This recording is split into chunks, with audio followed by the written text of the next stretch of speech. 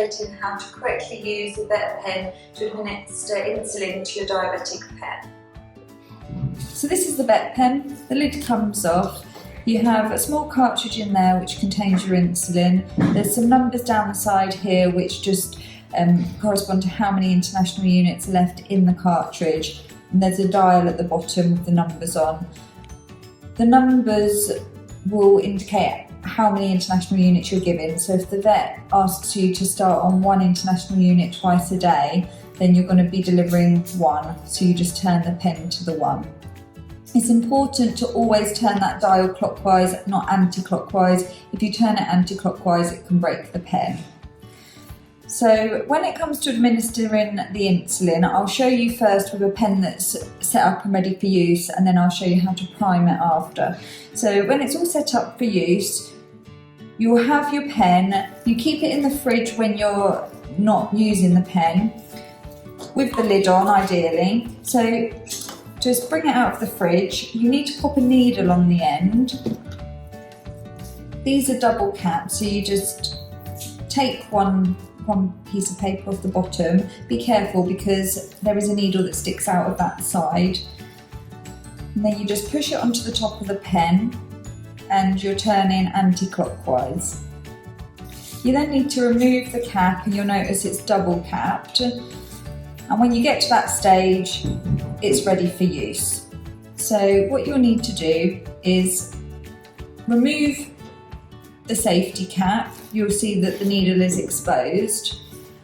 And then you turn the dial, again, like I said, clockwise to the amount of units you want to deliver. In this case, it may be 2 units. Then once you're given the injection, which I'll show you how to do in a short while, what you need to do is insert the needle into the patient. At the same time, you need to press this button up, but keep your finger on it, and then slowly release it. Now, it's important not to block the end because that dial will go back to 0.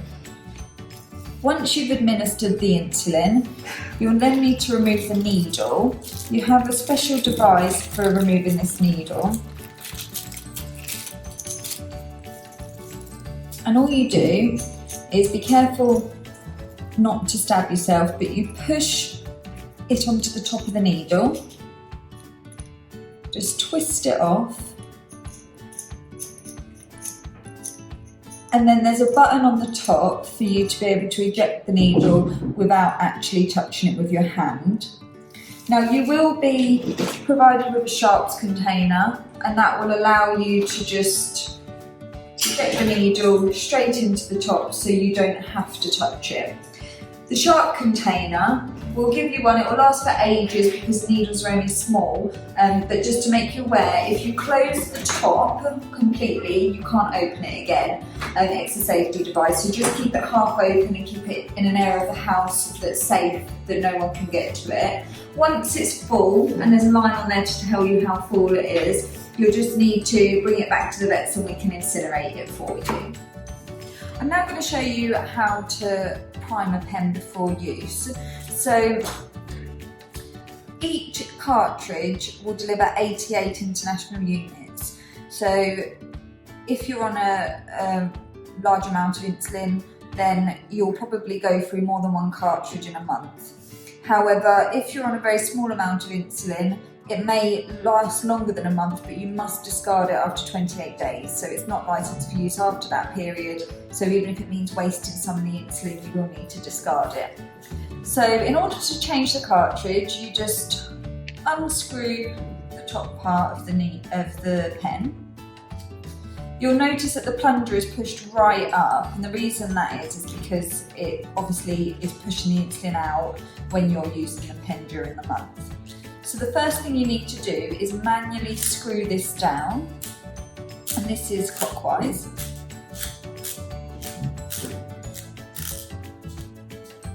Now once that's screwed down to the base, it's ready to put a brand new cartridge in. These cartridges the vet can provide you with are the insulin cartridges that need to be kept in the fridge before and during the time that you will be using them. So even before they're loaded into the pen, they need to be kept in the fridge, and once they're loaded into the pen, they need to be kept in the fridge. You'll notice that there's a cloudy appearance to it, and there's a couple of glass balls that are just mixing that insulin up. That's completely normal. What we need to get rid of though is that air bubble at the top. So in order to do that, you pop the cartridge into the pen and you screw the bottom on. And you can see at the top that there's a slight air bubble. And when you move it from side to side, you may see the two glass balls. They're not air bubbles, they're supposed to be there. The large air bubble at the top isn't. In order to get rid of that air, you need to pop a needle on.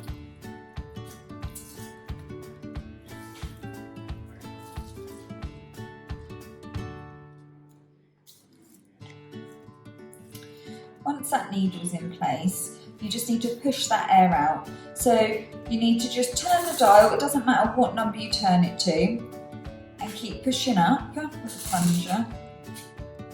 And what you need to see is a very large squirt come out the top.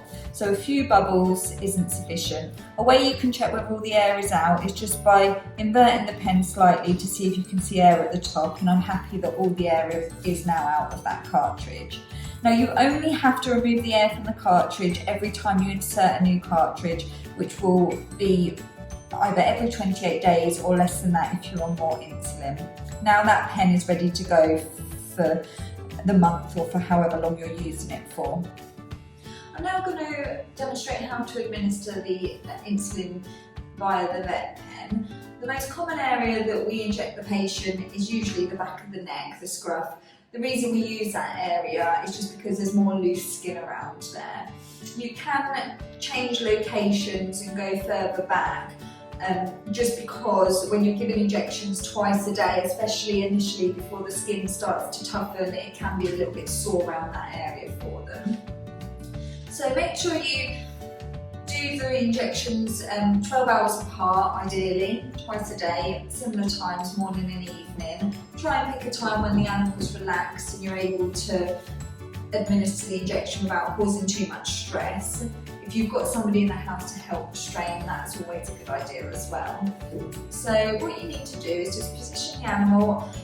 Everybody has different ways where they feel more comfortable doing this. I personally prefer to inject with their head this end, and then I can just lift the scruff and use my right hand to inject. If you're left-handed, you may want to do it the other way around. So make sure she's nice and comfortable. You get your VetPen, remove the cap. And then what you need to do is you need to turn the dial to however many units. In this case, we'll say 2 units. And then you lift in a little bit of the scruff. And what you can do is just feel for a little tent underneath the skin, a little pocket, and that's where you're popping the needle. And if you can see what angle I'm doing this at, so I'm not going directly down, and I'm not going horizontal. I'm just going slightly down into the skin. And once that's in place, you just push the button forward, hold it there for a few seconds, and remove the needle. You can then remove the needle from the top of the pen. Now, what can sometimes happen when you're administering the injection is you can actually push the needle through one side of the skin and it can actually come out the other side. If this happens, you'll notice the area of fur is wet and you may actually see some insulin squirt out. Never repeat the administration again and never give any more insulin. It could do the animal more harm if they are overdosed rather than missing just one dose. So just continue from when they're next due the insulin after that dose. The other things to mention are it's quite a good idea to reward the animal after. Because they're diabetic, it's probably not a good idea giving them a treat after, but reward them with some kind of attention or play, something they enjoy. They will then start associating something positive with the negative aspect about the injection in the first place. Just a few last important reminders: always keep the insulin in the fridge, always invert the pen before use because that mixes the insulin up. Always keep sharp containers out of reach of children and never turn the dial on the pen anti-clockwise. If you need any further advice, just give us a call and we'll be able to provide that advice over the phone or through a further video.